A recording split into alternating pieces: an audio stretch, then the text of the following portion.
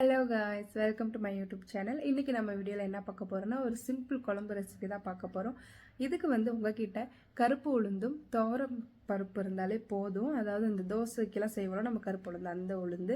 இந்த குழம்பு செய்கிறது ரொம்ப ஈஸி, எந்த காய்கறியும் தேவையில்லை, வெறும் தக்காளி வெங்காயம் இருந்தாலே போதும். அது மட்டும் இல்லாமல் இது நோய் எதிர்ப்பு சக்தியை ரொம்ப தூண்டக்கூடியது. இப்போ வேறு மழை காலத்தில் இது செஞ்சு கொடுக்குறது ரொம்ப நல்லது. இது எங்கள் அம்மா எங்களுக்கு அடிக்கடி செஞ்சு தருவாங்க. ஸோ வாங்க சீக்கிரமாக அந்த ரெசிபி எப்படி இருக்குன்னு பார்க்கலாம். இங்கே குழம்புக்கு துவரம்பருப்பு 1 கப் போட்டிங்கன்னா அதுக்கு ஒரு 1/2 கப் அளவுக்கு கருப்பு உளுந்து போடணும். நீங்கள் எந்த அளவுக்கு போடுறீங்களோ அதோட பாதி அளவு அப்படின்னு வச்சுக்கோங்க. கருப்பு உளுந்து போட்டு இதை 2 தடவை வாஷ் பண்ணிவிடுங்க.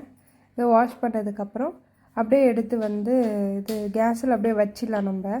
எப்போதும் நம்ம எப்படி குழம்பெல்லாம் வேக வைக்குமோ அந்த மாதிரி. சப்போஸ் உங்கள்கிட்ட குக்கர் இருந்தாலும் நீங்கள் குக்கர்லேயும் வைக்கலாம்.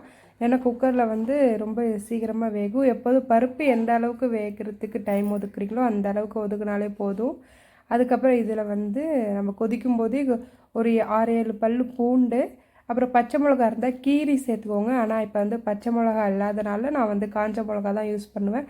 அது வறுக்கும்போது அப்புறம் மஞ்சத்தூள், உப்பு போட்டுக்கோங்க இப்போவே. ஏன்னா அப்போ தான் அது கொஞ்சம் பருப்புக்குள்ளெல்லாம் உப்பு போய் கொஞ்சம் டேஸ்ட்டு நல்லாயிருக்கும். பருப்பு வெந்ததும் அதை எடுத்து தனியாக வச்சுக்கோங்க. நான் அதே சட்டியில் தான் மற்றதையும் வறுக்க போகிறேன். அதுக்கு நான் 2 டேபிள் ஸ்பூன் ஆயில் போட்டுக்கிறேன். அதில் கொஞ்சமாக தேவையான அளவு கடுகு, அப்புறம் உளுத்தம் பருப்பு, ஜீரகம், வெந்தயம் இது சேர்த்துக்கிறேன்.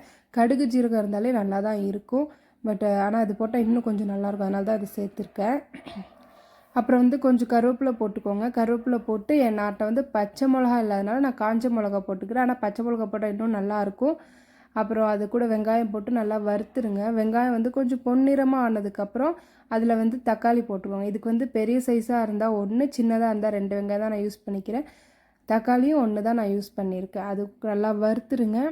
அது தக்காளி வறுக்கும் போதே லைட்டாக உப்பு போட்டுக்கோங்க. அப்போ தான் கொஞ்சம் தக்காளி நல்லா வறுப்படும். உப்பு போட்டு நல்லா அது கலக்குங்க.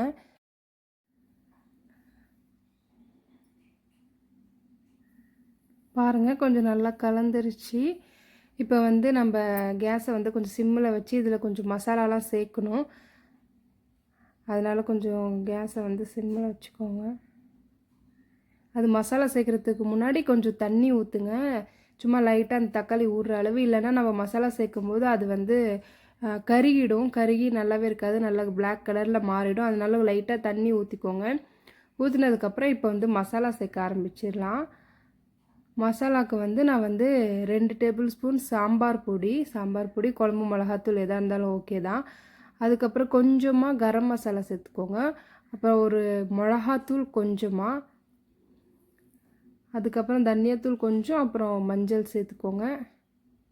சேர்த்ததுக்கப்புறம் பெருங்காயத்தூள் இன்னும் கொஞ்சம் போட்டுக்கோங்க. பெருங்காயத்தூள் எப்போதும் நீங்கள் சாம்பாருக்கு எந்த அளவு போடுவீங்களோ எல்லா பொடியும் அந்த மாதிரி தான். நீங்கள் சாம்பாருக்கு எந்த அளவு யூஸ் பண்ணுவீங்களோ அந்த அளவே போடுங்க, கரெக்டாக தான் இருக்கும். போட்டதுக்கப்புறம் நல்லா கலந்து விட்டுருங்க. கலந்து விடும்போது அது கருகுது, அங்கே தண்ணியெல்லாம் வற்றி கருகிடும். அதனால் நம்ம மறுபடியும் கொஞ்சமாக தண்ணி சேர்த்துக்கணும், அது கொதிக்கிற வரையும்.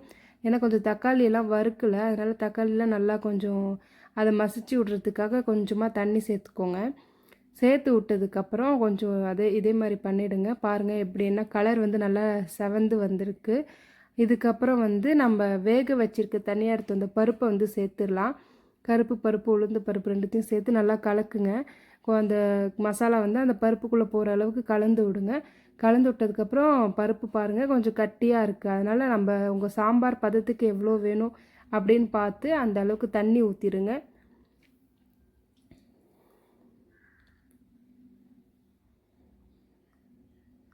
ஸோ தண்ணி ஊற்றிட்டு கொஞ்சம் மிக்ஸ் பண்ணுங்கள். இதில் என்னென்னா தண்ணி ஊற்றும் போது லைட்டாக டேஸ்ட் பண்ணி பாருங்கள், உப்பு கரெக்டாக இருக்கான்னு சொல்லிட்டு. சப்போஸ் கொஞ்சம் கம்மியாக இருந்துச்சுன்னா போடுங்க, இல்லைனா அப்படியே விட்டுருங்க. நல்லா தான் இருக்கும். கொதித்ததுக்கப்புறம் அவ்வளோதான். கொத்தமல்லி தழை இருந்தால் அதை சேர்த்து ஆஃப் பண்ணிவிடுங்க. அவ்வளோதாங்க, நம்மளோட ஹெல்த்தியான குழம்பு ரெடி ஆகிடுச்சு. இது நோய் எதிர்ப்பு சக்திக்கு ரொம்ப நல்லது. இதுக்கு நான் தொட்டுக்க முட்டைக்கோஸ் பொரியல் தான் செஞ்சுருக்கேன். முட்டைக்கோஸ் உருளைக்கிழங்கு பொரியல். உங்களுக்கு எது வேணுமோ அதை பண்ணுங்கள். மறக்காமல் நம்ம சேனலை சப்ஸ்கிரைப் பண்ணிவிடுங்க. இந்த மாதிரி நிறைய வீடியோஸ் வரணுன்னா மறக்காமல் இந்த வீடியோக்கு லைக் பண்ணுங்கள். நீங்களும் செஞ்சு பார்த்துட்டு எப்படி இருந்துச்சுன்னு கமெண்ட்டில் சொல்லுங்கள். தேங்க்யூ.